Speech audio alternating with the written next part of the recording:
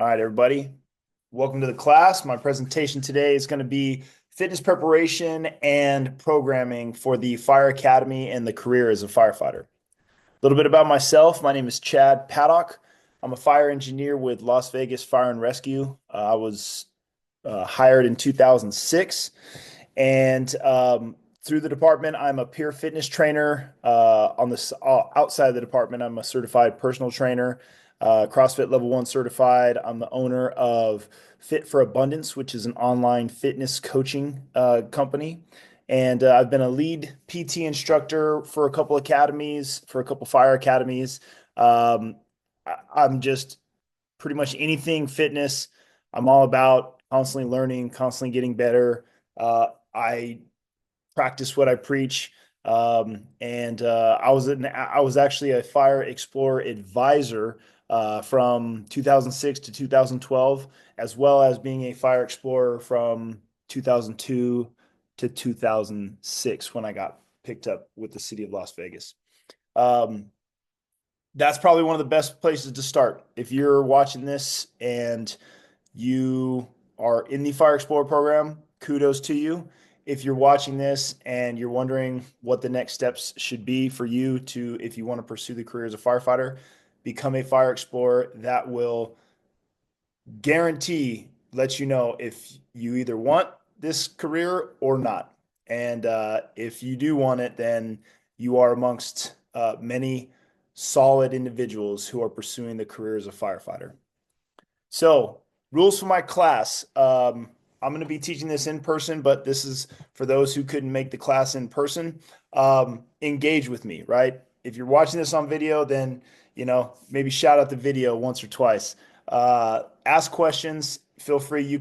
I'll give my contact info towards the end.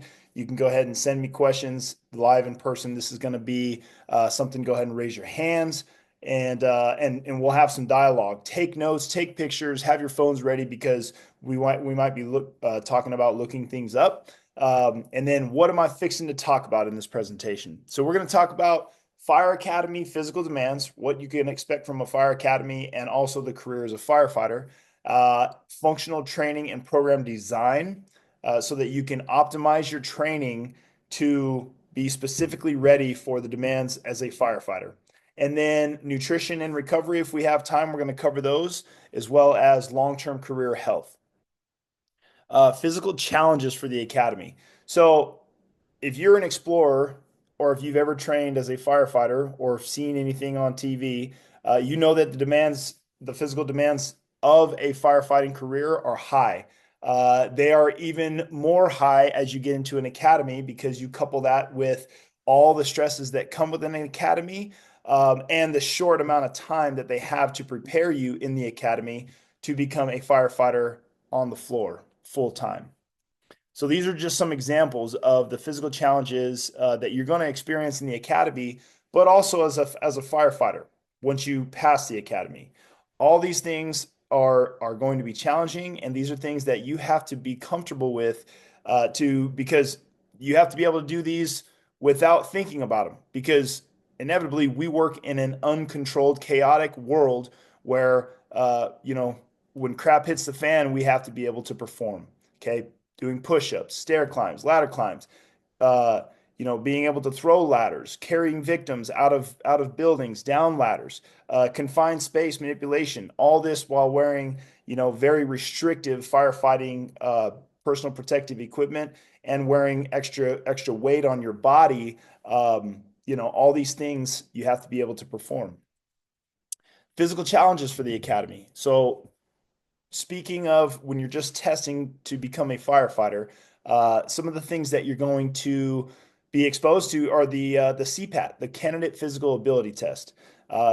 This is needed prior to even the start of the academy. You're going to pay your money, you go down, you get certified with your CPAT card, and you can take that to the department that you're testing for and let them know that that part is taken care of. For Las Vegas Fire and Rescue specifically, they have the Army Combat Fitness Test. We will expose you to this during our 0 day, which is if you're moving along in the hiring process, 0 day is another way to qualify you physically to just make sure that you're actually ready to start an academy. And then once you get into the academy, Las Vegas Fire and Rescue also uses the ACFT as a benchmark standard physical assessment tool. And this will give you a ranking. And if you don't score high enough, then you could potentially fail that exam, and that would be another way that you could be removed from the academy. Also, we have VO2 max test, which is something that you would do at a doctor's office. You would show up there, they would put you on a treadmill, put a mask on your face. They would monitor your breathing rate as they increase the speed of the treadmill and the elevation of the treadmill. And then that just really just checks your metabolic capacity or your ability to perform work and exchange oxygen at a higher anaerobic rate. And then they check to see, how fast you recover from that as well. And that has a standard. And if you don't score high enough on that, then you could potentially not be accepted to the academy based on your VO2 max test. Okay, what fitness is needed for the academy? Okay, um, so we talk about different categories of fitness, right? Strength, power, endurance, hypertrophy. These are all different categories of fitness, but there are some categories that we as firefighters will lean more towards because it's more functional to the specifics of the work that we do as firefighters. So one of them is strength, right? Being able to lift heavy objects. Now, do you think that that is important for the career as a firefighter? Absolutely, right? Victim drags, overhaul debris, carrying 24-foot ladders, moving charged hose lines. These things require you to be able to lift heavy objects, okay? Power. Think of being able to generate max force as fast as possible using explosive movements, okay? Is that important for the career as a firefighter? Absolutely. Forcing entry into structure, throwing a ladder, right? If you're not gonna give it a powerful throw, that thing's just gonna keep skipping until you give it an explosive pop. Okay, jumping walls while wearing firefighter gear. We need to access, back into certain areas.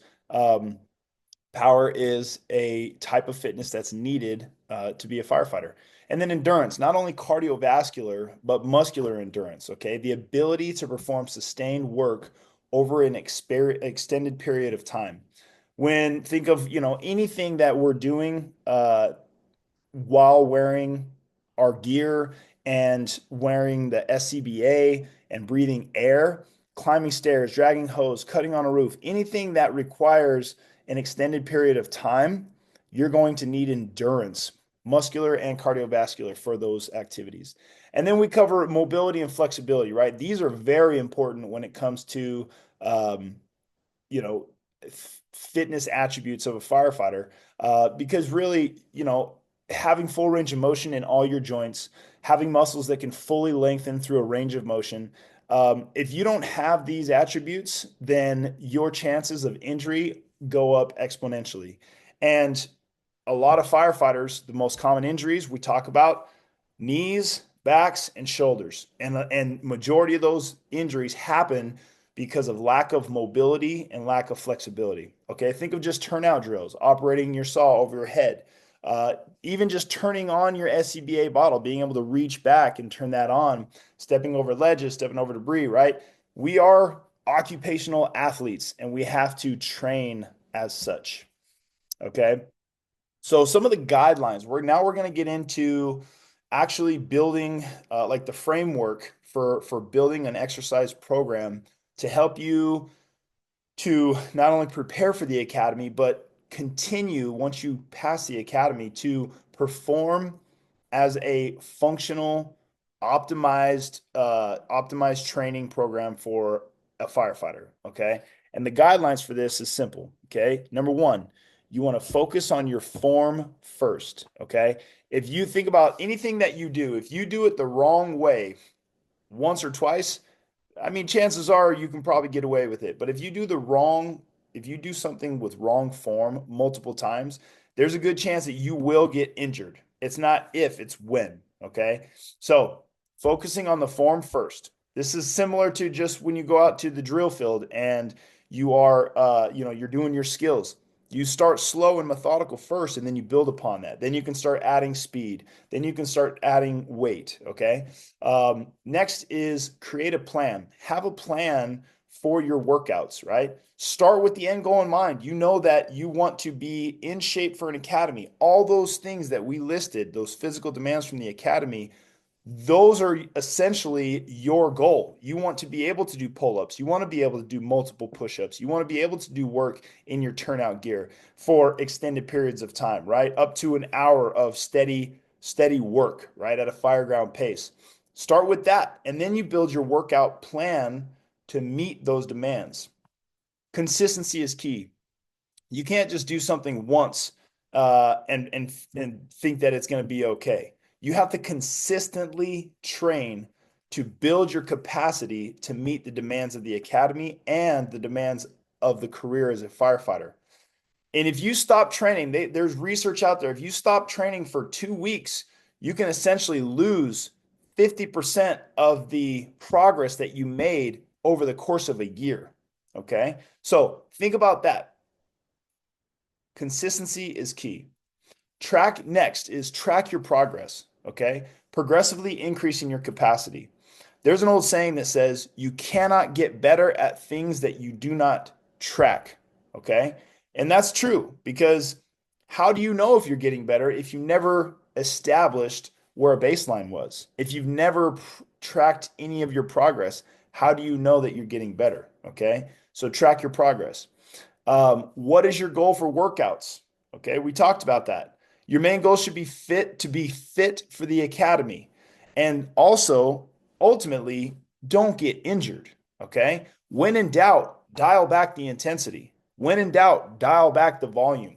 Okay. Because you are no good to anybody, especially yourself, if you get injured before an academy, because then you won't even have the chance to go through an academy. Okay. Know how much time you have per week. Okay. And per workout. You have to determine that, and that will help you to know how many workouts you can do, how many exercises you can go through. Because if you only have a short amount of time, you have to, I mean, every time you're in the gym, you should be as efficient as possible. But if you only have a short amount of time, you have to prioritize that workout and say, okay, what can I do to optimize my time here? Okay. And then what equipment do you have available to you to actually work out? All right. Now we're getting into programming framework. Okay. So we're going to start each workout, right? Ideally, in an ideal world, in a controlled environment, this is what we want to build our workout around. We want to have a warm up or exercise specific movements. Right after that, we want to get into our workout and go after our workout goals.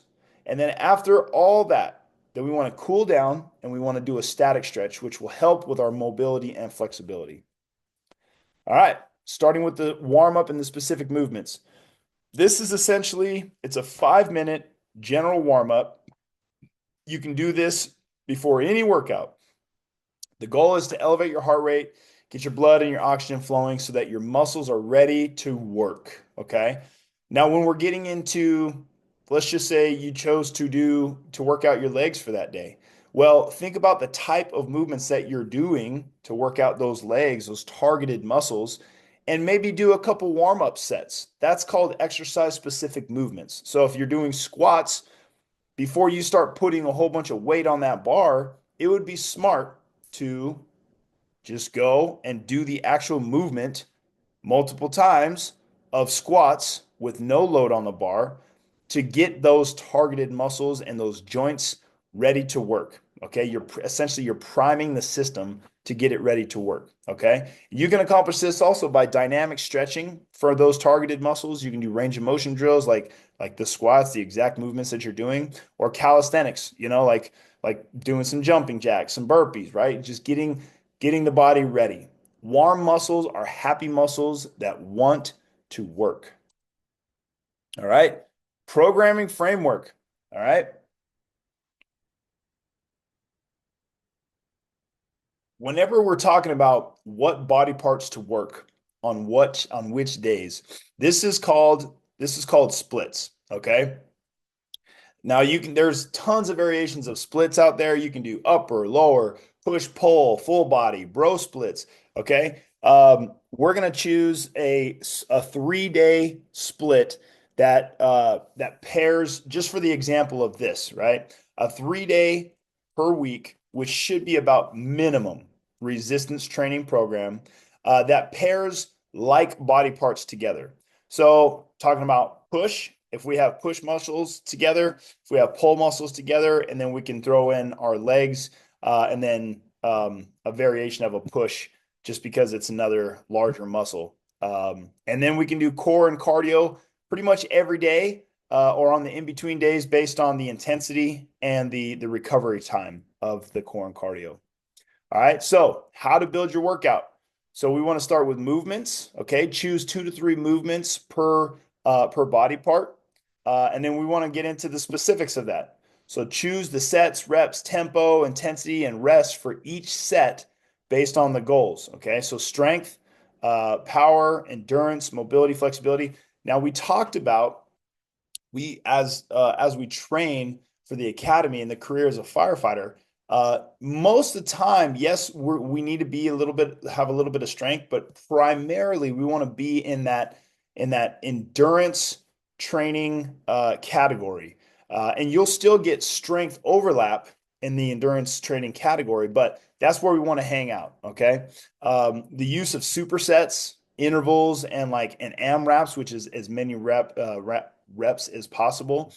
Those pair very well. If you can incorporate those techniques into your workouts, those pair very well with the academy and being prepared for to fight fire.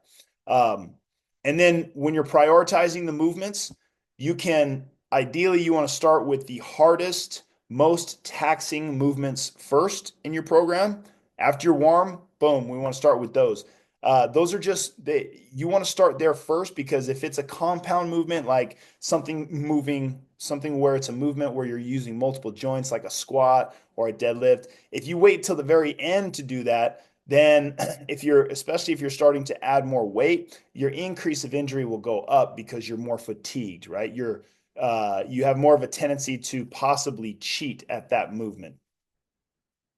All right. So programming framework, this kind of gives you an idea of like when we talked about the reps, the sets, the rest, the intensity, this is where you want to be. So like if we're in endurance, okay, if we're just comparing strength versus endurance, we want our rep range to be 15 plus. Okay. That means that we're going to be using muscular endurance to do sustained work over a period of time. Okay. That means so setting up our sets, we want to be within the 1 to 3 set range. Our reps, we want to be 15 plus. Our rest, we want to be smaller in our rest time so that we can build that endurance. And then our intensity is not going to be as high as strength because we have to be able to do this for an extended period of time. So our main workout, okay, staying in the endurance column will still give you strength, right? There will be overlap, but it'll prioritize endurance, which is important for the Fire Academy training. All right, what is functional fitness? Definition is training that mimics real life movements and challenges. Okay, think of sports specific. You wouldn't see a baseball player out there with football gear on trying to tackle people. That's not sport specific for him. Okay, so the same applies to the fire service, specific to firefighting activities. Right, pulling hose, raising ladders, doing those real life simulated movements and putting them into your training program. All right.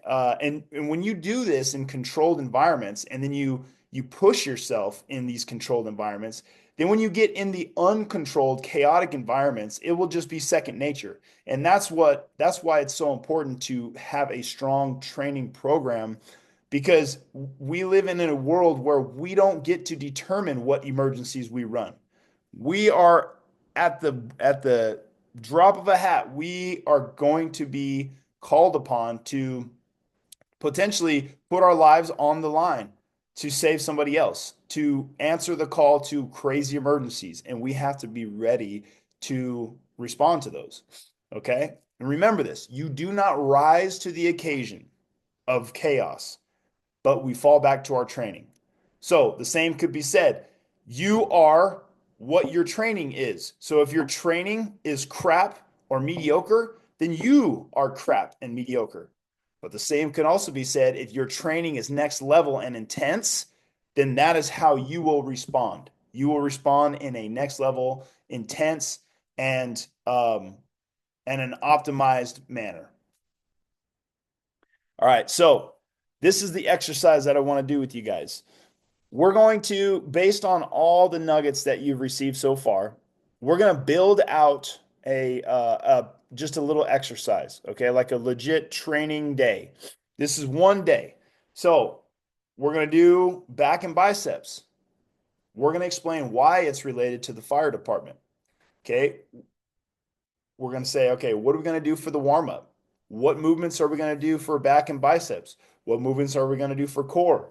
What form of cardio are we going to do? You know, how can these be done to simulate fire ground pace? And then let's talk about the cool down and the static stretch on the targeted muscles that we worked out for the day. Okay, and then we want to save this workout and do it for the next time we get in the gym. So I'm going to bring up my handy dandy whiteboard here. Now, in this whiteboard, I have written down a couple different back movements. Right here we have pull-ups or lat pull-downs if you don't have access to either one of those. We have bent over rows. And right here we have the pull-over, right? Which is you can grab either a cable, a dumbbell, and bring it from this point all the way down to this point. Okay? Bicep movements. We have the bicep curl, hammer curl, and the reverse curl. Okay. All these are functional movements. So as I'm talking about this, think of how these are related or how these muscles, why these muscles are important for functional fire ground activities. Down here, we have core movements, ab crunch, oblique crunch, and the Superman, right? So we're working front of the abs, the side of the abs, okay? And then we're working the lower back, okay? And the stabilizing muscles of the back. And then over here, cardio, we'll just say an outside run. All right, so with all of this, how would we formulate? Now we have the pieces, we have the ingredients. How do we put this thing together to make it a good recipe? All right. So how about this? We talked about the use of supersets, right? So supersets can be used to help increase intensity and decrease rest, which will also make your entire resistance training session. It'll make it more of a you'll also get a cardiovascular benefit from your workouts as well. Okay. So on this workout, let's choose one back movement. So essentially what we could do, if you want to go old school, you could do, I'm going to just do 3 sets of 15 with my pull-ups, and then 3 sets of 15 of this, 3 sets of 15 of this, and wait 1 minute between each round. Boom, boom, boom. Do you think that's applicable? Do you think that's similar to the type of work that a firefighter does? No, they continually move. So what we could do is we can group opposing muscles together. So we do our opposing exercises. So we could do a back exercise and a bicep exercise. And if we put them together and do them in like a superset, you have a built-in rest period when you go from a back movement to a bicep movement. So here's my example. So let's just do the first of each. So we're going to go pull-ups. So pull up, and then we're going to go bicep curl. And we want to do, let's just say, they said for endurance, we want 1 to 3 sets. So we're going to do 3 sets. And they said reps are 15 or above. So 3 sets of, let's just say 15. Okay. And if we talk about rest, well, check this out. When I'm doing pull-ups, I'm essentially resting my biceps. I mean, you get a little bit of activation on your biceps, but you go from pull-ups, and then when I'm doing biceps, I'm not doing pull-ups anymore. So I have a built-in rest between the two. And as I'm working out, so I'm done with this one. Boom, I go into bicep immediately. That's called a superset. Now you can rest after this for 1 minute, or if you're if you're feeling pretty good, then you go back to your pull-ups and you do your second set and then your third set. And then now you're done with that set. And guaranteed, if you didn't take much rest between that set, you're feeling your heart rate's up, your muscles are smoked. You're feeling pretty similar as if you were being in turnout gear, working at a fireground pace on a fire or in an academy. Okay. And the more that you can continue to work in this type of manner, the more you're going to increase your capacity to do work. Okay. So then our next one would be, let's choose the next one, bent over rows and hammer curls. So we'll say 3 sets, 15, bent over row, hammer curl, curl. Okay, we got that one. And then we're creating this plan for the workout, right? So then our next one's going to be pullovers, okay, and reverse curl. All right. And now what about our core movements? Oh, I'm glad you asked. We can take all 3 of those core movements and we can make a superset out of all 3 of them. So we can do, let's just say 3 times 15, and we'll do ab crunch, crunch, straight into oblique crunch, right? Straight into Supermans.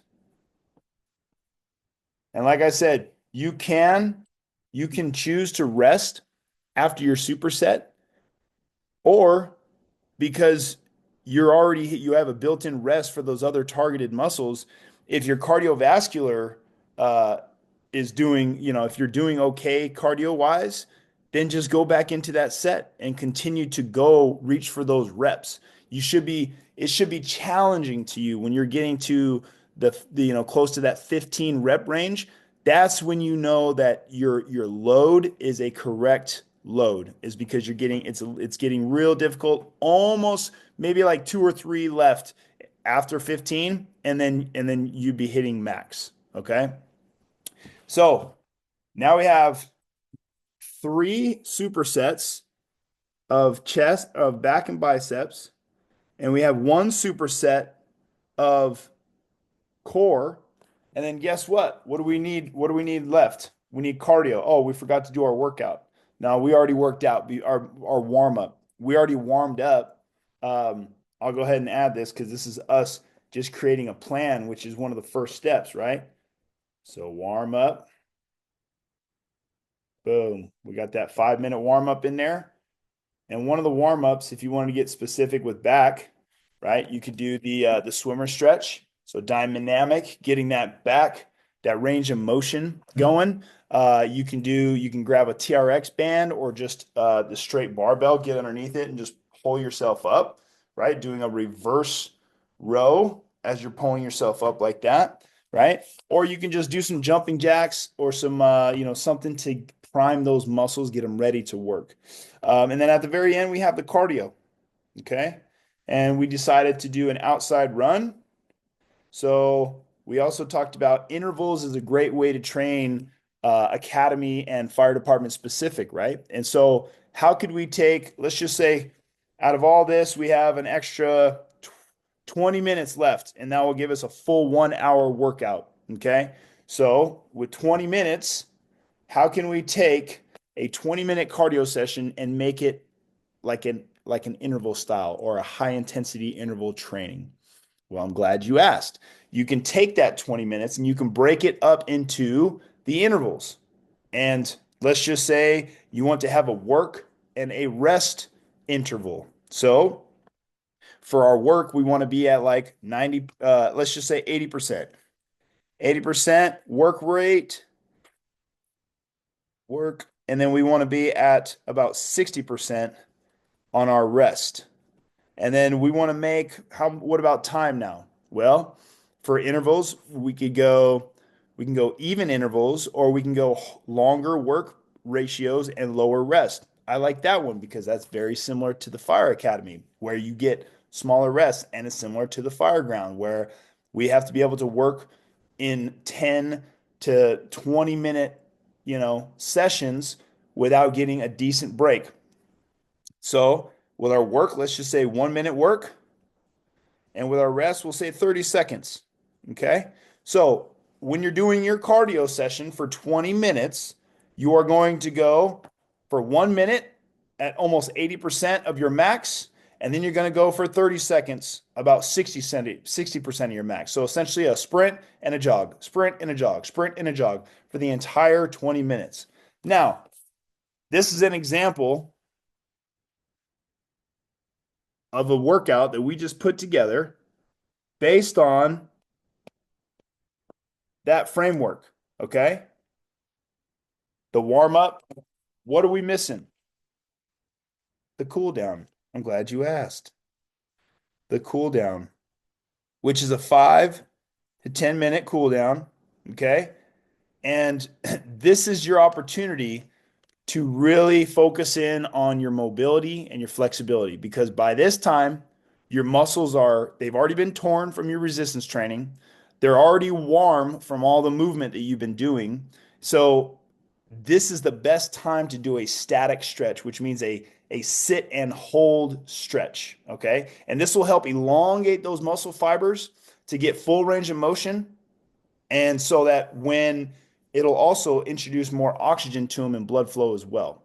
So this is your time where you want to cool down, you want to get your static stretch in, you want to focus primarily on the muscles that you used for that workout. And then if you have some extra time, you can just do the other workout, like the other muscles. So for this one, we want to definitely, get a full extension on our bicep, reach behind the head, get the opposite tricep, which will also stretch out your lats back here. Do the same thing on the other side. Put your arm against the wall and lean into it. That'll help increase the range of motion from your shoulders. You can also put your arm against the wall and open up your chest. Do the opposite way, coming across your chest right here. And so these things will just help, especially after your workout. These will help elongate those muscles and it will benefit your mobility and your flexibility.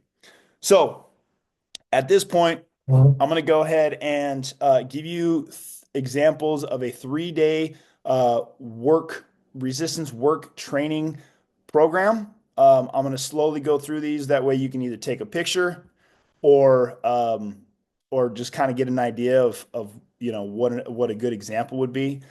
This would be Monday, would be legs and shoulders. We pair those two together just because in a lot of compound movements, those two go hand in hand. You can see the supersets are in there between squats, shoulder press. Then and it would be a 1 minute work, 1 minute work, 1 minute rest. So essentially for that, it would be every set would be 3 minutes. And so the total of three supersets would be 9 minutes for that. Okay. So 5 minutes, 9 minute warm up for each of the three supersets. And then we get into the superset for the core. And then we get into cardio, which is 20 minutes. And on this one, because we did legs, we chose a cardio component that had to do, had something that wasn't legs, which is on the rower. That's a good alternative.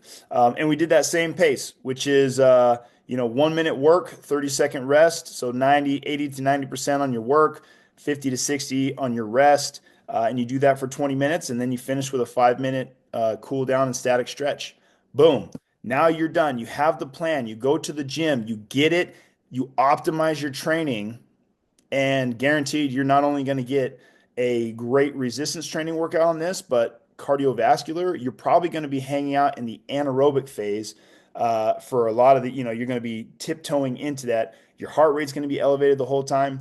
And this is going to help prepare you the most for the type of fitness that's needed for the academy and for just to perform as a firefighter in general. The day after this, we would say Tuesday would be an active rest recovery day. Go for a 45-minute, steady state walk. Zone 2, which is like 60 to 70% of your max heart rate. Get out there and just get motion as lotion. Okay, you're probably going to be sore the next day. It's going to be good because the movement will help you out. Then Wednesday, we're going to say chest and triceps, same style, superset 3x15. This is a super basic way, but a really good guide to just get you moving and get you training sport specific, right? Specific to what the type of training you're going to need for the academy and the career as a firefighter. Um, let's see. Supersets 3x15.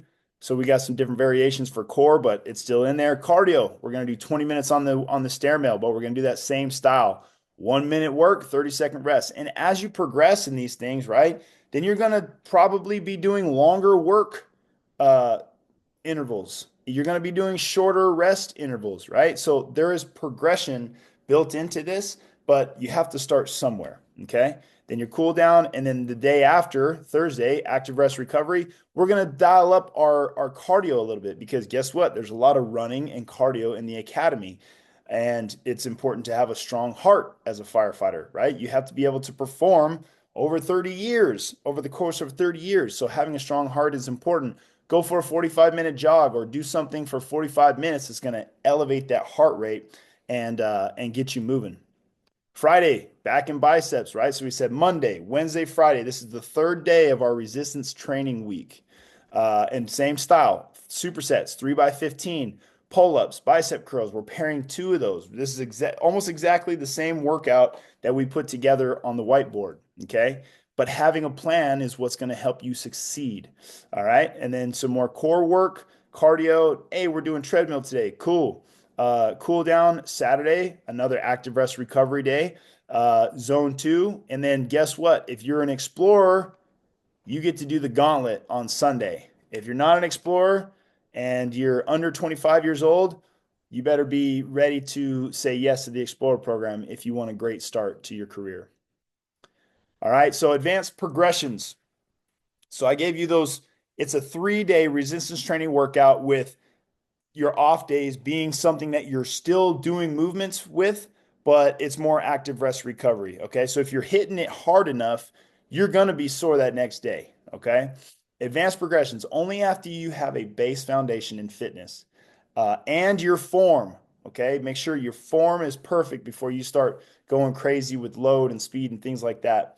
Then you can start adding varying degrees of difficulty and specificity to your workouts. Okay. So compound movements, doing compound movements that target multiple joints and muscles, right? It's rare that you will ever just stand in one place and do a bicep curl. No.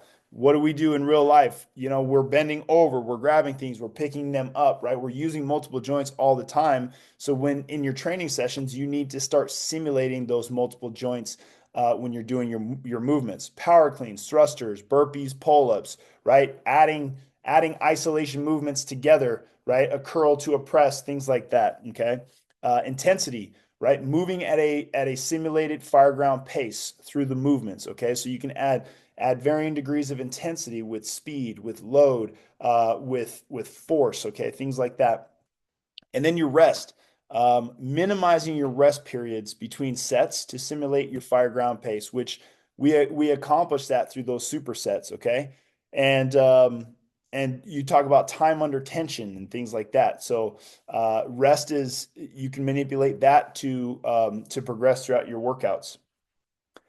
Restrictive layers. This is big. If you've never trained in real bulky gear before, like the gear that you wear as a firefighter with gloves, having the dexterity with big, thick oven mitt gloves, and having wearing a flash hood that that's kind of almost feels suffocating sometimes when you're starting to move, and a helmet on your head to be able to look in different directions as you're moving. If you haven't trained with this stuff, then it could be very cumbersome once you do it for the first time.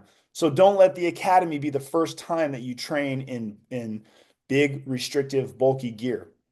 Heat acclimation. This right here is probably the number one thing I've seen as an instructor, as over 20 years in the fire service, especially being in Las Vegas.